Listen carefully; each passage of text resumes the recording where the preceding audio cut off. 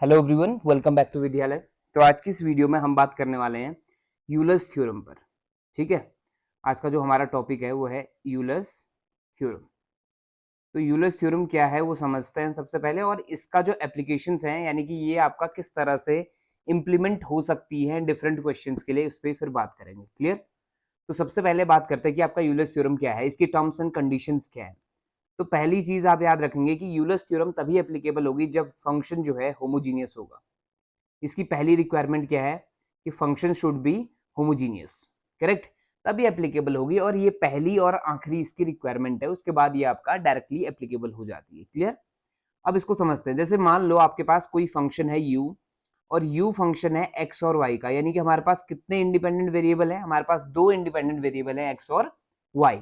For example function ये हो सकता है f x equal to x square plus y square upon x plus y. ये भी फंक्शन हो सकता है, होमोजीनियस है। क्लियर? या फंक्शन आपका इस तरह से भी हो सकता है, sorry f x equal to मत लिखना ऊपर, u इज इक्वल टू लिखना ज्यादा बेटर है। एफ एक्स इक्वल टू का मतलब हो जाता है ओनली x की बात जब चलती है। ठीक है, इसको u लिख देना। u इज इक्वल टू इस तरह से भी हो सकता है x square plus y square plus z square upon x plus y plus z या समथिंग एल्स। ठीक? तो यहाँ कितने वेरिएबल यूज हुए हैं? 3, और यहाँ कितने वेरिएबल यूज हुए हैं? 2। तो इस चीज को आपने समझना है कि आपका कितने भी वेरिएबल आप यूज कर रहे हैं, कितने भी इंडिपेंडेंट वेरिएबल यूज कर रहे हैं, यूलर्स थ्योरम एप्लीकेबल हो सकती है, लेकिन एक ही टर्म्स एंड कंडीशंस में आपका टर्म आती है कि आपका वो क्या होना चाहिए? होमोजीनियस, यानी फंक्शन शुड बी होमोजीनियस। ठीक है, अब इसका स्टेटमेंट पकड़ लेते हैं। तो इसका स्टेटमेंट कहता है कि if you is a function which is homogeneous in two or more than two variables, then what will be the value of x into del u upon del x plus y into del u upon del y is equal to, यानी इसकी जो value है वो कितने के बराबर हो जाती है? उस टाइम हो जाती है वो एन यू के बराबर। तो ये है फॉर्मूला, समझ लो सीधे सीधे यूलर्स थ्योरम यही है बस। अगर u कोई फंक्शन है जो कि होमोजीनियस है इन एक्स वाई जेड, या कुछ और भी वेरिएबल, आप इनफाइनाइट नंबर ऑफ वेरिएबल भी ले सकते हैं, कोई प्रॉब्लम नहीं है, लेकिन यहाँ पे मैं दो वेरिएबल की बात कर रहा हूँ एक्स और वाई के लिए। तो इसके लिए आपका यूलर्स थ्योरम कुछ इस तरह से स्टेटमेंट देती है। क्लियर? तो अब इसका एप्लीकेशन क्या होगा क्वेश्चंस में, उसकी बात तो करेंगे, लेकिन पहले यहाँ पे जो टर्म्स यूज हुए हैं उनको मैं समझा दूं आपको। सबसे पहले यहाँ x यूज हुआ है, तो x से तो आप वाकिफ है, पहला इंडिपेंडेंट वेरिएबल, y दूसरा इंडिपेंडेंट वेरिएबल हो गया। और del u upon del x का मतलब क्या है? Partial differentiation of u with respect to x। और दूसरा del u upon del y का मतलब दिया हुआ है partial differentiation of u with respect to y. Clear? और यहाँ यू आप जानते हैं पहले से क्या है, लेकिन कमाल की बात कौन? एन। एन का मतलब एक्चुअल में है degree of function, degree of you. देखो डिग्री में पहले वाले वीडियो में समझा चुका हूं आपको, जहां पे मैंने बताया था homogeneous and non homogeneous functions पे हमने काम किया हुआ है। तो किसी ने अगर वो वीडियो चेक नहीं की है तो प्लीज जाके चेक करेंगे, उसके बाद हम इस पे आगे बढ़ सकते हैं। क्लियर? चलिए, तो डिग्री समझ आ गई थी किस तरह से काम करना है। अब मैं आपका क्वेश्चन उठाता हूँ कि यहाँ से क्वेश्चन क्या बन सकता है, यानी यूलर्स थ्योरम क्यों इंपॉर्टेंट है हमारे एग्जाम के लिए, उसको मैं समझाता हूँ आपको। ठीक है, चलो आ जाओ।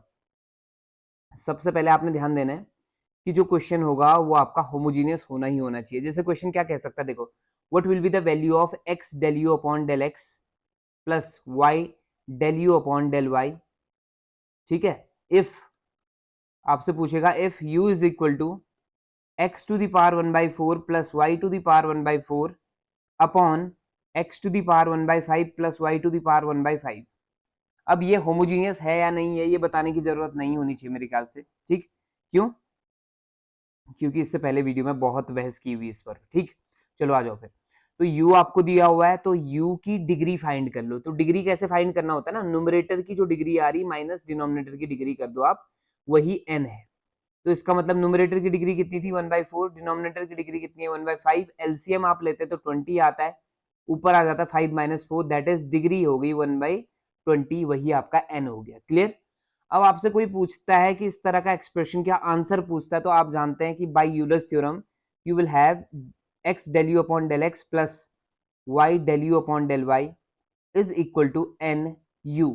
तो इसका मतलब n कितना था इस बार? 1/20 था, और u का मतलब आप समझते हैं कि बड़ा सा एक्सप्रेशन जो आपको दिया होगा पहले से। ठीक है, तो इस तरह के ऑप्शंस जो मिलेंगे आपका, मैं समझा दूं ऑप्शन क्या क्या मिल सकते हैं आपको।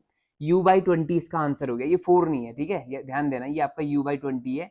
कुछ महानुभाव क्या कर देंगे, 4 से ये आपका 4 समझ के से कट करके 1/5 आंसर निकाल देंगे, ठीक, ऐसा मत करना प्लीज। चलिए जी, अब इसकी बात करते हैं कि इसमें ऑप्शन क्या क्या हो सकते थे। पहला ऑप्शन हो सकता था u/4, ठीक, दूसरा ऑप्शन हो सकता था u/5, तीसरा ऑप्शन हो सकता था u/20 और चौथा ऑप्शन हो सकता था नन ऑफ दीज, ठीक। तो आपने किस पे टिक लगाना था, ऑप्शन नंबर सी पे आपका टिक लगेगा। क्लियर हो गया इतना, ठीक। तो यूलर्स थ्योरम का एप्लीकेशन क्लियर है कि किस तरह से आप इसके क्वेश्चंस करेंगे। आपको बहुत कुछ करने की जरूरत नहीं है, आपको इसका पार्शियल डिफरेंशिएशन करने की भी जरूरत नहीं है। आप सिंपली एन ढूंढिए और एन ढूंढने के बाद आपका आंसर भी आ जाएगा, ठीक।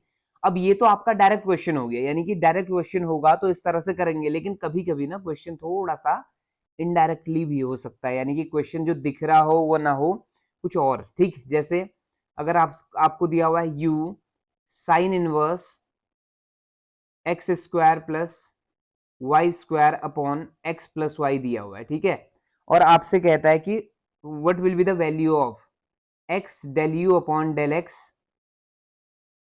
Plus y del u upon del y, ठीक है, इसकी वैल्यू पूछता है आपसे। और ऑप्शन में दिए हुए हैं, नंबर 1 आपको दिया हुआ है साइन यू, बी दिया हुआ है कॉस यू, सी दिया हुआ है टेन यू और फोर्थ है आपका D option that is cot u. तो अब आप क्या करेंगे, सबसे पहले यू को पकड़ो और इसको ऐसा बनाने की कोशिश करो कि ये होमोजीनियस फंक्शन बन जाए। तो सबसे पहले क्या करो ना कि आपका जो साइन इनवर्स राइट में दिख रहा है, अभी तक आपका देखो आप डिसाइड नहीं कर सकते कि इसका जो डिग्री है वो कितनी है, और डिग्री डिसाइड नहीं कर पा रहे तो इसका मतलब समझ जाओ कि आपका ये अभी तक हम इसको होमोजीनियस जो फंक्शन है वो प्रूव नहीं कर पाए। अब आप क्या करेंगे, जब भी याद रखना आपने कि ट्रिग्नोमेट्रिक टर्म्स दिख जाए, ठीक, यानी कि ट्रिग्नोमेट्रिक टर्म्स दिख जाए या इनवर्स ट्रिग्नोमेट्रिक टर्म्स दिख जाए या लॉगरिथमिक टर्म्स दिख जाए या एक्सपोनेंशियल दिख जाए, तो आप उस टाइम पे ध्यान देना कि आप डायरेक्टली कमिट नहीं कर सकते कि इट इज होमोजीनियस और नॉन होमोजीनियस। ऐसे केस में आपने क्या करना है, साइन को लेफ्ट में ले आओ, तो ये क्या बन गया, साइन यू बन गया। Sine u is equal to x square plus y square upon x plus y हो गया, करेक्ट यहां तक। अब मैं ना यहाँ पे एक सब्स्टिट्यूशन शुरू कर रहा हूं, जैसे मैंने कहा let sine u is equal to v, तो साइन यू को v मान लिया, थोड़ी देर बाद मैं इसको यूज करूंगा, उसमें कोई प्रॉब्लम नहीं है, ठीक। तो साइन यू की जगह आप v लिख देंगे, तो ये आपका जो क्वेश्चन है ना वो चेंज हो जाएगा हल्का सा, v is equal to x square plus y square upon x plus y. अब जो पुराना क्वेश्चन है जो चलता आ रहा था उसको थोड़ी देर के लिए भूल जाओ।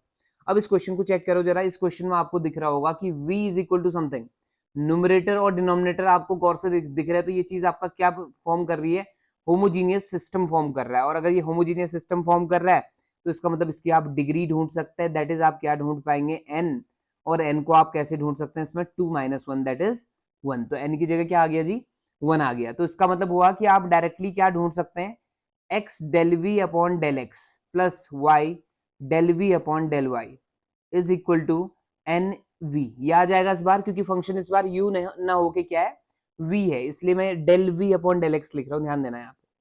अब यहाँ ना वैल्यू पुट करना स्टार्ट कर दो, x तो ऐसे रहा, डेल अपॉन डेल एक्स ऐसे रहा, यहाँ पे आ जाएगा v की जगह आ जाएगा साइन u, करेक्ट, v की वैल्यू पुट कर दी, y ऐसे ही रहा, डेल अपॉन डेल y, और यहाँ आ जाएगा sine u is equal to कितना, n की जगह कितना था 1, और v की जगह कितना आया था आपके पास, सब्स्टिट्यूशन साइन u, करेक्ट। यहाँ तक समझ आ गया होगा। अब ध्यान से देखना जरा, मैं डिफरेंशिएशन करने जा रहा हूँ किसका, u का, साइन u का पार्शियली विद रिस्पेक्ट टू क्या, x, तो क्या होगा, x तो ऐसे रहा, इनटू में क्या आ जाएगा, देखो साइन का डेरिवेटिव क्या होता है, cos होता है, लेकिन u का अगर आपका partially with respect to x कर रहे हैं तो ये साथ में कौन भी चलेगा, del u upon del x भी चलेगा, तो ध्यान देना इस बात पर, ठीक।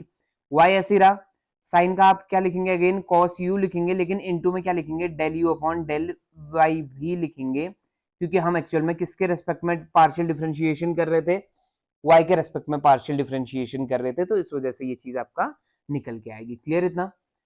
अब थोड़ा सा आगे बढ़ जाते हैं, तो यहाँ इन दोनों एक्सप्रेशन से, लेफ्ट वाले दोनों एक्सप्रेशन से आपका कुछ कॉमन आ रहे हैं, ठीक है, क्या कॉमन आ रहा है जल्दी से बता दो, कॉमन आ रहा है जी cos u कॉमन आ गया, तो अंदर क्या बचा, x del u upon del x plus y del v, sorry del u upon del y is equal to sine u. अब आपको पता है ये चीज आपका मल्टीप्लीकेशन में वहां जाके डिवाइड, तो साइन अपॉन कॉस क्या होता है, टेन यू। यानी कि जो वैल्यू उसने पूछी थी, किसकी वैल्यू पूछी थी उसने, x del u upon del x plus y del u upon del y की वैल्यू पूछी थी, तो वो वैल्यू तो आपका कितने निकल के आ गई, वो निकल गई है आपका टेन यू के इक्विवेलेंट आ गई। तो आपका जो ऑप्शंस आपको क्लियर किए गए थे, आपको ऑप्शन दिए गए थे, उनमें से आप किस पे टिक लगाने वाले हैं, जल्दी से बता दो। आपका टिक लगने वाला है किस पर, टेन यू पर टिक लगेगा, करेक्ट। ठीक, तो ऑप्शन नंबर सी आपका करेक्ट ऑप्शन होगा। डन इतना, तो ये चीज आपको समझ आ गई होगी, यूलर्स थ्योरम की एप्लीकेशन क्लियर हो गई होगी, किस तरह से इंप्लीमेंट करना है कि इन पर्टिकुलर चीज का क्वेश्चंस में। ठीक है, यहाँ से आपका क्वेश्चन बड़ी आसानी से बन जाएंगे अगर वो आपका यूलर्स थ्योरम की टर्म्स एंड कंडीशन को सेटिस्फाई करती हैं तो। ठीक, चलिए आशा करते हैं कि आपको ये वीडियो पसंद आया होगा। अगर वीडियो पसंद आ रहा है तो please do like share and subscribe. आपसे मिलते हैं नेक्स्ट वीडियो में एक छोटे से ब्रेक के बाद। Thank you so much for watching.